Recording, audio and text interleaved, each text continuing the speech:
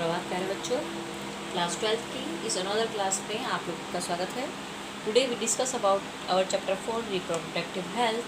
Topic is sexually transmitted disease STDs। ये आपका आज का टॉपिक है जिसे हम यहाँ पर डिस्कस करेंगे, यौन संचारित रोग। इससे भी बहुत सारे क्वेश्चन आते हैं बेटा, जैसे MTP से आते हैं ऐसे ही इससे भी बहुत सारे क्वेश्चन आते हैं। क्या होती हैं सेक्सुअली ट्रांसमिटेड डिजीजेज?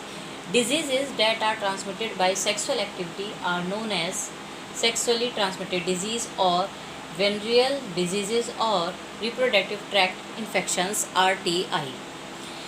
वे रोग जो या संक्रमण जो मैथुन के द्वारा संचारित होते हैं उन्हें हम यौन संचारित रोग या रतिज रोग अथवा जनन मार्ग संक्रमण कहते हैं। यानी जब भी कोई इन्फेक्टेड पर्सन आपस में क्रिया करते हैं, मैथुन करते हैं, तो ये रोग एक व्यक्ति से दूसरे व्यक्ति में स्थानांतरित हो जाते हैं। जैसे कौन कौन से रोग हैं वो? गोनीरिया, जिसे हम हिंदी में सुजाक कहते हैं, सिफिलिस, हर्पीस, जेनाइटल हर्पीस यानी जननिक परिसर, ट्राइकोमोनास्ता, हेपेटाइटिस बी जिसे हम यकृत बी, HIV या एड्स जिसका नाम आप सभी ने सुना होगा। ये रोग हमारे कैसे रोग हैं? दीज आर द STDs यानी कि यौन संचारित रोग से। These are the sexually transmitted diseases. Some diseases like hepatitis B and AIDS are spread by the other methods of direct contact, by hypodermic needles, by blood transfusion, by blood contaminated materials.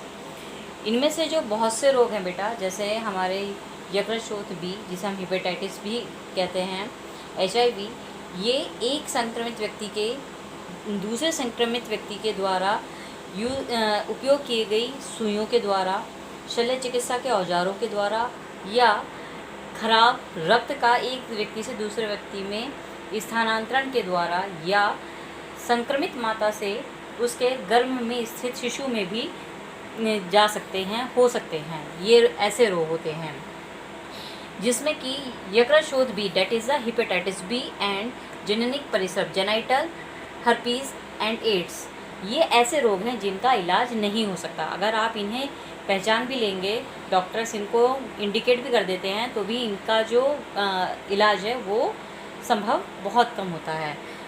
इन्हें छोड़कर जो बाकी के आपके जो disease हैं they are the curable. उनको हम डॉक्टर पहचान कर क्या कर सकते हैं, उनका इलाज कर सकते हैं। उसके अलावा इनके सिम्टम्स क्या होते हैं? अर्ली सिम्टम्स आर इचिंग, खुजली होना। जो इनकी प्रारंभिक अवस्था है उसमें क्या क्या लक्षण होते हैं? खुजली होना, इचिंग, फ्लूइड डिस्चार्ज, एक तरल जो है वो स्रावित होता है, स्लाइट पेन, हल्का हल्का सा दर्द होता है, स्वेलिंग और सूजन आ जाती है शरीर के जेनाइटल ट्रैक्ट पार्ट्स में। अब इनको रोकने के लिए हमें क्या क्या सावधानियाँ, प्रिकॉशंस लेनी चाहिए ताकि ये डिजीज़ हमारे अंदर ना हो सकें? तो first is the use of condoms, condom का प्रयोग करना चाहिए। Second, avoid sex with unknown and multiple partners, एक से अधिक या अनजाने लोगों के साथ संभोग नहीं करना चाहिए। और always go to a qualified doctor. अगर आपको ये सब बीमारियों के लक्षण दिखाई देते हैं तो आपको किसी प्रशिक्षित क्वालिफाइड डॉक्टर के पास ही जाकर इसका इलाज करवाना और जांच करानी चाहिए। अब हमारा सेकंड अनदर टॉपिक है डेट इज़ द इनफर्टिलिटी, बंध्यता क्या होती है? तो a large number of couples which are unable to produce the children are called infertility.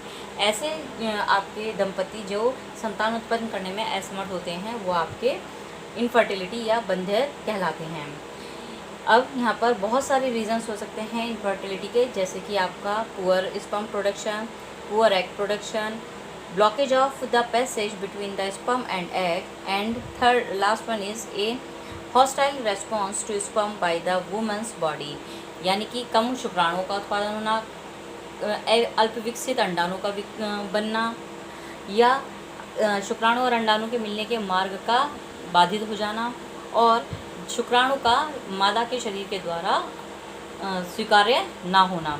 इसके अलावा भी कुछ आपके यहाँ पर रोग हो सकते हैं, जैसे मनोवैज्ञानिक कारण हो सकते हैं। बंध्यता के लिए शारीरिक कमी का होना हो सकता है, दवाइयों का ज़्यादा से ज़्यादा हम यूज़ करते हैं अपने बॉडी के अंदर, वो सब हमारे इनफर्टिलिटी के अदर रेस्पॉन्सेस होते हैं। आज के लिए इतना ही, धन्यवाद।